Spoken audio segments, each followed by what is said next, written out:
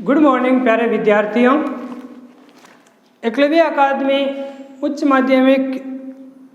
माध्यमिक विद्यालय प्रेमनगर बनाड़ रोड के द्वारा चलाई जा रही ऑनलाइन क्लास में आपका हार्दिक स्वागत।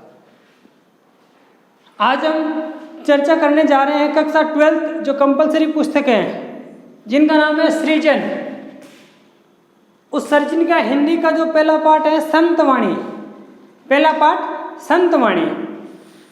उस संतवाणी में 3 कवियों का परिचय दिया हुआ है और 3 कवियों के कुछ पद दिया हुआ है। तो सबसे पहले हमने कबीरदास जी के जीवन परिचय के बारे में हमने पढ़ ही लिया। जिन्होंने वो वीडियो नहीं देखा है वो देख लीजिए, हमारे एकलव्य अकादमी जोधपुर के यूट्यूब चैनल पर सेव है। कबीरदास जी के बारे में हमने विस्तार से जानकारी अर्जित कर ली। जिसने वो वीडियो नहीं देखा तो आप देख लीजिए। तो सबसे पहले कबीरदास जी के बारे में हमने पढ़ लिया और आज कबीरदास जी के द्वारा जो रचित पद है उनके बारे में हम चर्चा करने जा रहे हैं। तो कबीरदास जी के बारे में जो पद दिए हुए हैं उनकी चर्चा करने जा रहे हैं। पुस्तक का नाम अपने सृजन। सृजन की जो पाठ्य पुस्तक है उसमें पहला पाठ है संतवाणी। संतवाणी यानी संतों की वाणी। और संत शब्द का अर्थ वही होता है, संत का अर्थ होता है संत, सत धातु से बनता है और सत का मतलब होता है वैरागी, जो सबका भला चाहता है, सबका हित चाहता है। तो मैं आपसे आशा करता हूँ कि कबीरदास जी का आपने जीवन परिचय पढ़ लिया होगा और नहीं पढ़ा तो आप पढ़ लीजिए, विस्तार से इनके बारे में दिया हुआ है वीडियो। आज इनके पद संतवाणी। संतवाणी का पहला पद हम पढ़ने जा रहे हैं। आप भी अपनी बुक खोल के बैठ जाइए। बुक से पहले इस पाठ में जो क्या दे रखा है तो देखिए, दोवे के ऊपर से तीसरी या चौथी लाइन में लिखा है कि पाठ्य पुस्तक। कौन सी पाठ्य पुस्तक? ये जो सृजन है, इस सृजन की पाठ्य पुस्तक में चयन किए हुए दोहे, कबीर के दोहे सदाचार। सदाचार यानी अच्छा व्यवहार, अच्छा आचरण एवं श्रेष्ठ जीवन मूल्यों को अपनाने की प्रेरणा देता है। कबीरदास जी ने कहा है कि सच्चा मनुष्य वही है, मनुष्य जन्म लेना वही मनुष्य का मतलब उसी मनुष्य का सार्थक है जिसने अपने मानव मूल्य यानी अच्छा आचरण किया, अच्छा व्यवहार किया, सबके साथ भाईचारे की भावना बनाए रखी। वही मनुष्य का इस पृथ्वी पर मतलब जन्म लेना ही सार्थक है। आगे देखा कि जीवन में त्याग की महत्ता है। जीवन में त्याग को महत्व दिया गया है। त्याग करो वही आपका महत्वपूर्ण मुद्दा है।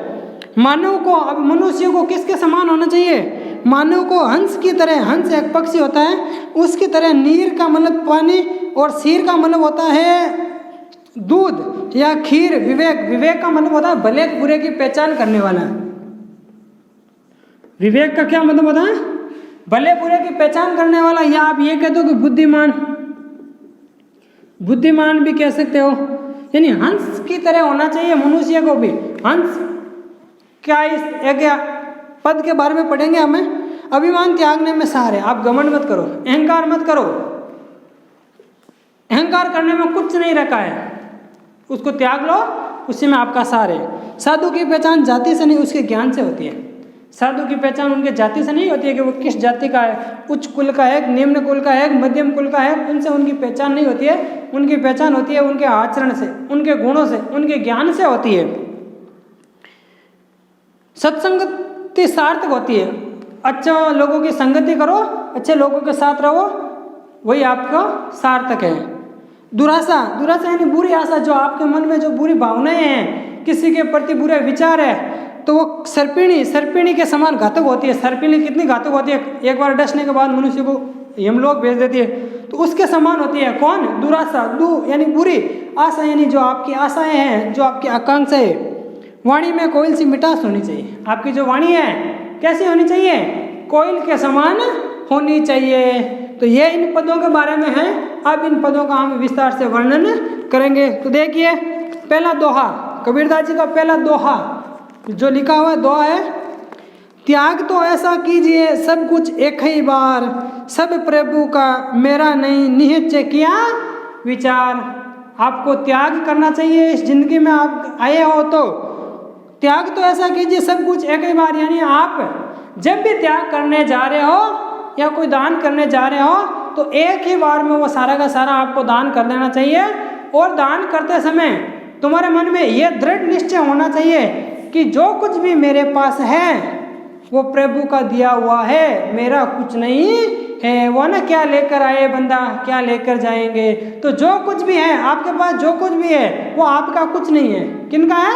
परमात्मा का है। और आप जब त्याग कर रहे हो तो ये समझकर आपको त्याग करना चाहिए कि जो भी मैं त्याग करने जा रहा हूँ वो मेरा कुछ नहीं है, परमात्मा का दिया हुआ है और उसी परमात्मा का दिया हुआ है और वही मैं आगे त्याग कर रहा हूँ। तो त्याग करते समय आपके मन में किसी भी प्रकार की कोई सांसारिक विषय वासना नहीं होनी चाहिए। अगर ऐसे आपके मन में विषय वासना है तो आप त्याग नहीं कर पाओगे, वो आपका त्याग सफल नहीं होगा। निश्चय का एक इसमें शब्द है निश्चय। निश्चय का मतलब होता है दृढ़ निश्चय का भाव, ठोस कदम, और एक ही बार यानी दूसरों को अर्पित कर दो आपका ऐसे भाव। तो पहला आपको समझ में आ गया होगा आसानी से। इसमें देखो कुछ काव्य शास्त्र का पोर्शन, इसमें शांत रस का प्रयोग हुआ। कौन सा रस? शांत रस का प्रयोग हुआ है, ध्यान रखना। शांत रस, सरल भाषा। और एक ये भी बात कही है कि दूसरों को त्याग करते समय स्वयं के मन में किसी भी प्रकार का लोभ, लालच या सांसारिक विषय वासना नहीं होनी चाहिए। अब सिंपल वे में इसका अर्थ बता रहा हूं मैं, आप ध्यान से लिखिए।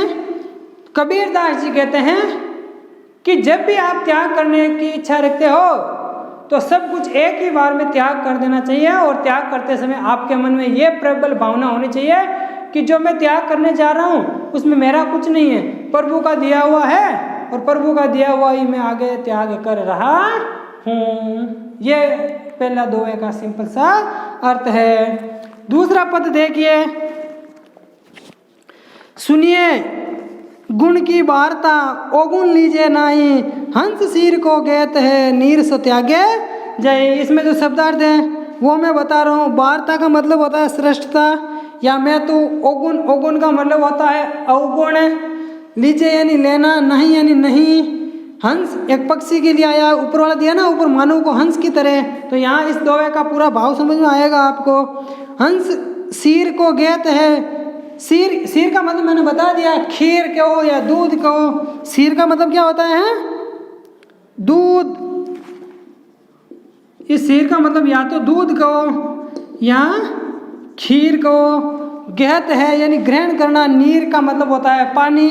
सो का मतलब को, त्यागे यानी हटना या त्यागना, जाए यानी जैसे। इसमें यह बताया है कि सुनिए गुण की वार्ता। मनुष्य के माध्यम, मनुष्य को यह संदेश देना चाहते हैं कबीरदास जी कि किसी भी मनुष्य को गुण और अवगुण की पहचान करनी चाहिए। कौन सा श्रेष्ठ है, कौन सा बुरा है, कौन सा बातें अच्छी है, कौन सी बातें बुरी है, किसका व्यवहार अच्छा है, किसका व्यवहार बुरा है। तो सबसे पहले आपको ये बात पूरी तय कर लेनी चाहिए। इसीलिए सुनिए गुण की बात, यानी सबसे पहले आपको परखना चाहिए, जांच कर लेनी चाहिए कि कौन सी बातें अच्छी है और कौन सी बातें बुरी है। अवगुण लीजिए नहीं, और आपको यह पता चल जाता है कि यह बात अच्छी है, यह बात बुरी है। तो अवगुण, अवगुण का मतलब ये तद्भव शब्द है। अवगुण का मतलब क्या? अवगुण। अवगुण का मतलब क्या होता है? अवगुण का मतलब होता है अवगुण।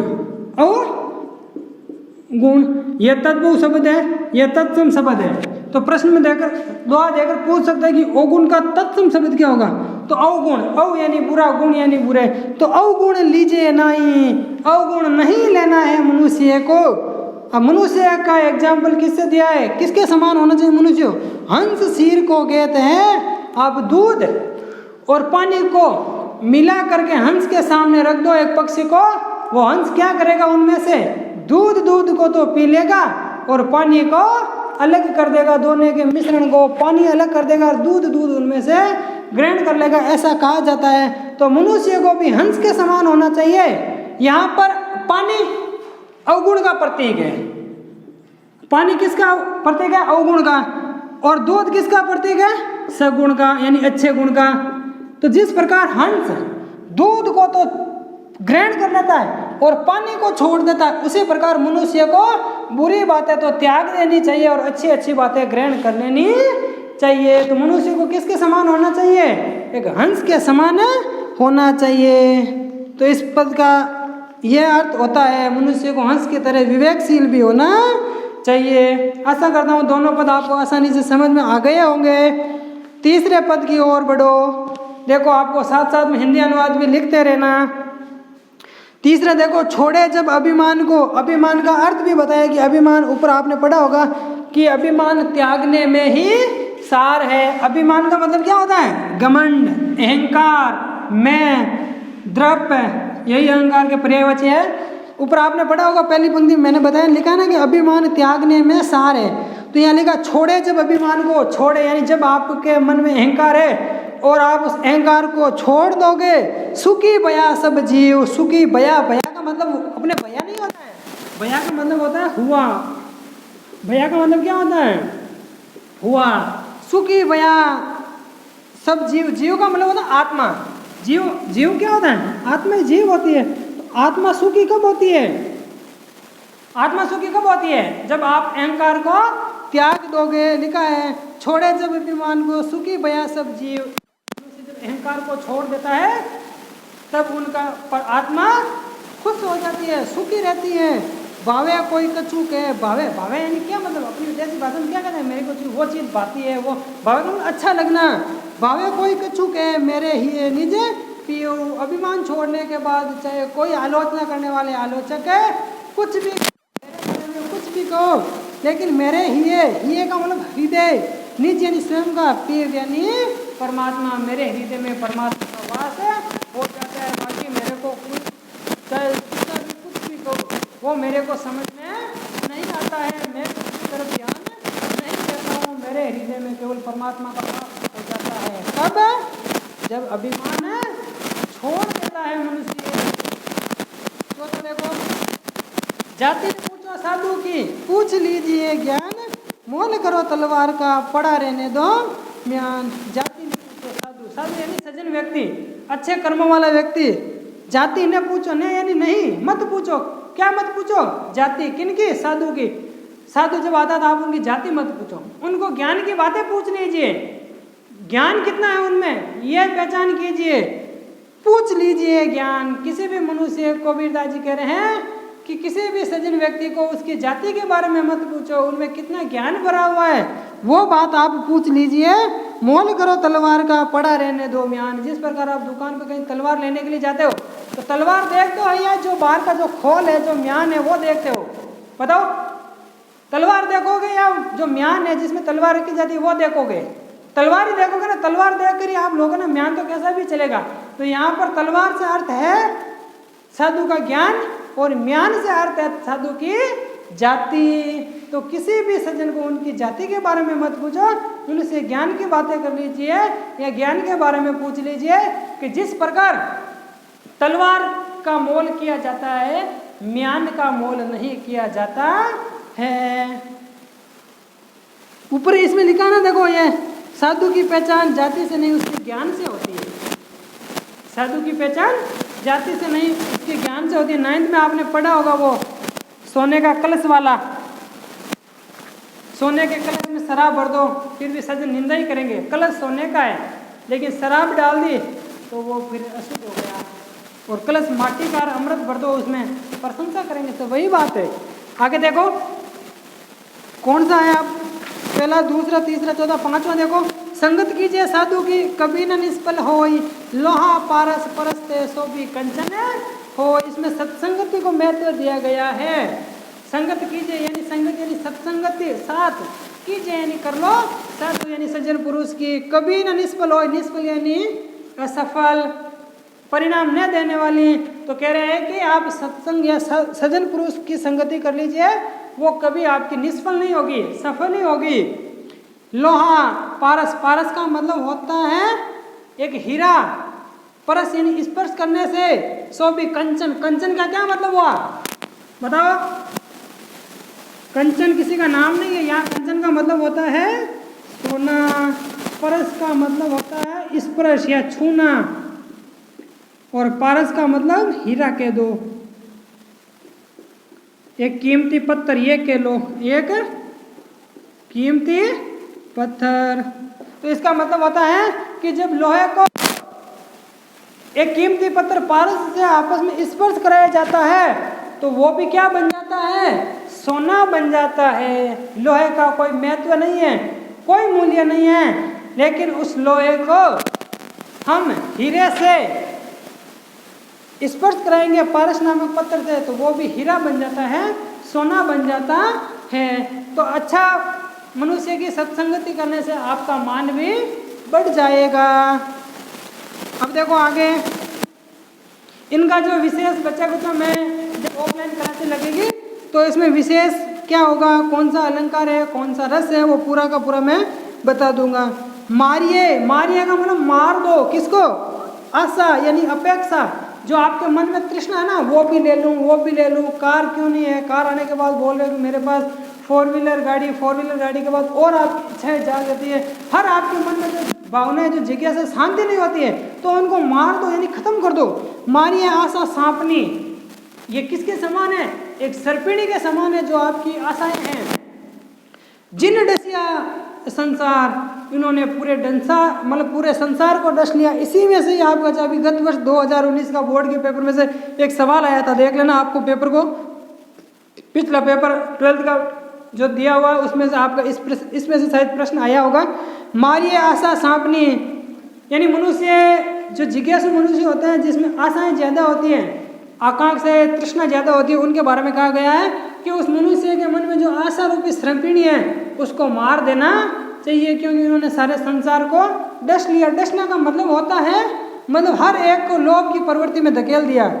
ताकि औषध, औषध का मतलब होता है दवाई, ताकि औषध तोष है, तोष का मतलब होता है संतोष। आप मन में संतोष कर लो कि भाई जो भी मिले वो बहुत है मेरे लिए, यही इनका इलाज है, ये गुरु मंत्र विचार। तो प्रश्न आ सकता है आशा या दुराशा के बारे में गुरु जी का क्या मंत्र विचार है, तो यही मंत्र है कि इस आशा रूपी सर्पिणी को मार दो, अर्थात मन में दिमाग में लाओ ही मत ऐसी बातें जिन्होंने सारे संसार को डस लिया। इनकी दवाई या औषध एक ही है, संतोष धारण कर लेना, यही गुरु जी का मंत्र विचार है। आगे देखिए कबीरदास जी का लास्ट पद है, कागा काको धन हरे। कागा, कागा तो आपने सुना ही होगा, काग, ये भी इरेज कर देता हूँ मैं पुराना वाला। कागा यानी कोवा, कागा काको यानी किसका, धन हरे यानी धन को हरण कर लेता है। कोयल काको देत यानी कोयल किसको धन देती है, इनका अर्थ मैं बता दूंगा अपनी भाषा में। मीठा शब्द सुनाई के जग अपनों करी ले। कोयल भी काला, कौवा भी काला, पहचान नहीं कर सकते हो आप, लेकिन जब दोनों अपनी पहचान बताते हैं वाणी के माध्यम से, तब आपको एहसास होता है कि भाई आपको पहचान होती है कि ये तो कोयल है और ये कौवा है। फिर भी यहाँ इस अर्थ में यह बताया है कि भाई कोयल और कौवे में आप दोनों में से आपको अच्छा कौन लगता है, आप कहोगे कोयल, क्यों, कौवा क्यों नहीं लगता है? तो इसका अर्थ यही है कि भाई कोयल ने क्या आपको रुपए दिए क्या कि भाई ये ले रुपए, और जब भी कोई तेरे को पूछे कि कौन अच्छा लगता है तो ये बता देना कि कोयल। और कौवे ने क्या आपके रुपए ले लिए क्या, ऐसी इसमें कोई बात नहीं। इस दो में तो यही कहा है कि कागा काको धन हरे, हरे का मतलब हरण करना। कौवे ने आपका धन लिया क्या, या आप कौवे ने आपका कोई नुकसान कर दिया जो आपको अप्रिय है, अरुचिकर है, कोयल का को दे दिया, कोयल ने आपको रुपए दिए क्या? लेकिन नहीं, इनकी महत्वपूर्ण दोनों में यही अंतर है, मीठा शब्द सुनाई के, कौन, कोयल मीठी मीठी वाणी सुना करके जग अपनों करी ले, संसार के लोगों को अपनी ओर आकर्षित कर लेती है, और कोयल अच्छी लगती है इस मनुष्य को संसार में, जग में। तो ये सातों दोहे पूरे हो गए। इसमें सदाचार और श्रेष्ठ मानव जीवन मूल्यों को अपनाने की प्रेरणा दी है इन दोहों में। तो आशा करता हूँ ये दोहे सारे के सारे समझ में आ गए होंगे। इन दोहों को एक एक का संदर्भ, फिर प्रसंग, फिर हिंदी अनुवाद, फिर विशेष इनका लिखवाना पड़ता है, लेकिन इस ऐसी परिस्थितियों में हम आपको इस ऑनलाइन सुचारू रूप से जारी रखेंगे और धीरे चलेंगे तो कोर्स भी पीछे रह जाएगा। तो इनकी पूरी की पूरी व्यवस्था लिखवाने की बाद में हम कर लेंगे। जितना जब भी जो चल रहा है उनकी तरफ चलाइए। इन सब का हिंदी अनुवाद आप 2-3 बार पढ़ने की कोशिश करिए, आपको आसानी से समझ में आ जाएगा। इतने ये मतलब कठिन भी नहीं है, इनको 2-3 बार पढ़ोगे आप तो आपको आसानी से याद हो जाएंगे। ऑफलाइन क्लासों में इनमें इनको लिखवाने की भी कोशिश करेंगे। तब तक के लिए धन्यवाद। नेक्स्ट क्लास में हम तुलसीदास के बारे में पढ़ेंगे। धन्यवाद।